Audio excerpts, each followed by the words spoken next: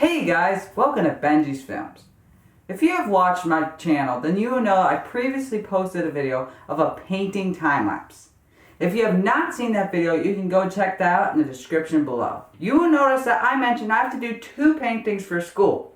Yep, you guessed it. It's time to do that second painting. But in order to paint, I need something to paint on. So today, I'm going to make a painting canvas and show you how that's done.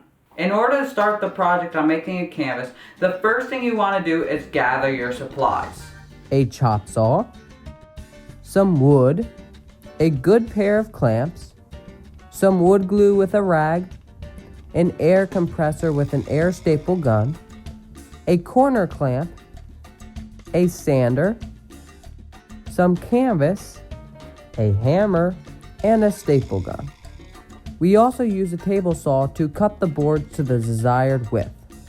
If you're wondering where you can buy any of these things, I'll put a link down in the description below for our local hardware store. Ace Hardware at Chatham, New York is a great place, and we're able to buy all the things we need. The next thing you need to do is determine what size you want your finished canvas to be and what width to make your frame boards. We are copying another canvas, so we measured accordingly. Because of the size of the picture, we selected a frame width of 2.5 inches, which we cut on the table saw.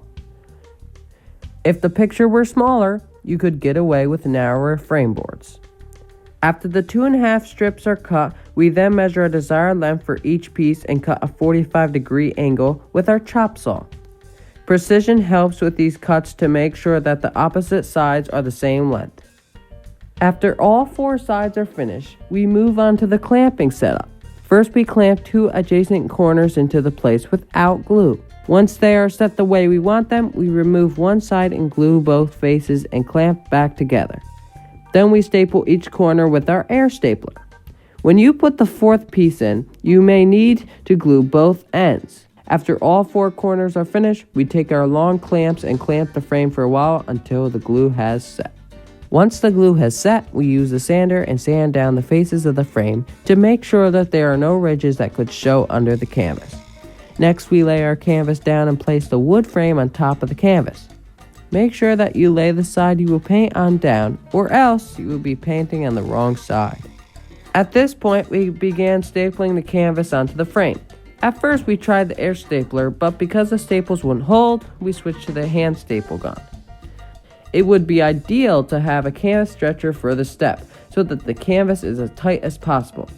We don't do enough frames to justify purchasing this tool, so we just used a pair of pliers in our hands, which seemed to work well enough. With our staple gun, we start by stapling the middle of each side as tight as possible. Then we work our way towards the corner of the frame on each side. We hammer down the staples to make sure that the canvas is tight and snug. If it's not tight enough, you can easily pull a few staples and redo them. We reach the corner where we get to the trickier part. In order to do this, you want to pull down the first side and then tuck the canvas into the corner. Here, it is helpful to put a putty knife or the dull side of a regular knife to help push the canvas into the corner to give you a good clean corner. Pull the other side over and staple into place.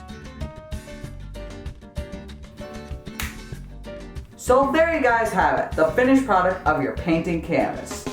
Lord willing, I will soon be able to publish yet another painting time-lapse. Thank you very much for watching. I hope this video was able to help you. If you like this kind of content, please like, subscribe, comment below, and we'll see you next time.